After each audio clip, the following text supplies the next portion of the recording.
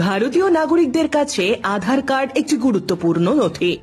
নাগরিকদের এই আধার কার্ড নিয়ে কেন্দ্রীয় সরকারের তরফে বিভিন্ন সময়ে বিভিন্ন নিয়ম লাগু করা হয়। মূলত সমগ্র বিষয়টিতে স্বচ্ছতা বজায় রাখার জন্যই এই পদক্ষেপগুলি গ্রহণ করা হয়।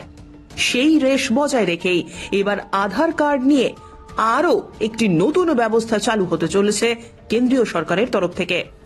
পাসপোর্ট ভেরিফিকেশনের মতো এবার হবে আধার কার্ডেও ভেরিফিকেশন, আর এটি করবে রাজ্য সরকার। নতুন নিয়ম অনুযায়ী আগামী বছর থেকে আধার কার্ডের জন্য যাচাই করার প্রক্রিয়াটি এসডিএম স্তরের আধিকারিকদের কাছ থেকে অনুমতি পেলেই বিবেচনা করা হবে এবং তারপরেই দেওয়া হবে আধার কার্ড। বর্তমানে এটি unique identification authority of India দ্বারা যাচাই করা হয়।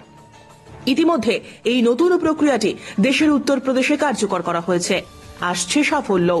তবে এই প্রক্রিয়াটি শুধুমাত্র 18 বছরের বেশি বয়সী ব্যক্তিদের জন্য লাগু হবে।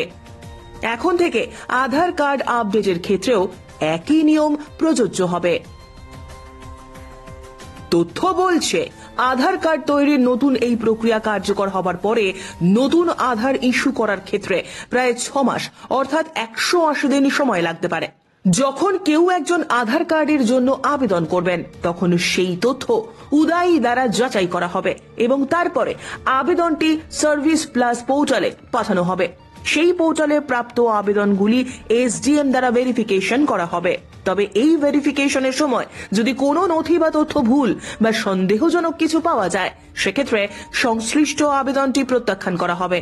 পাশাপাশি ব্যক্তির শারীরিক যাচাইয়ের জন্য ঘটনাস্থলে উপস্থিত থাকা বাধ্যতামূলক করা হচ্ছে। ধারণা করা হচ্ছে এই নতুন প্রক্রিয়ার ফলে আধার কার্ড সংক্রান্ত জালিয়াতি বন্ধ করা যাবে, কারণ অনেকেই জাল আধার কার্ড তৈরি করে বিভিন্ন সুবিধে গ্রহণ করেছে, এমনকি প্রতারণার সাথেও যুক্ত হচ্ছে। গোটা দেশেই একই অবস্থা। তাই এই প্রবণতা কমাতে কড়া নিয়ম শুরু করার পথে হাঁটছে কেন্দ্র এবং রাজ্য সরকার।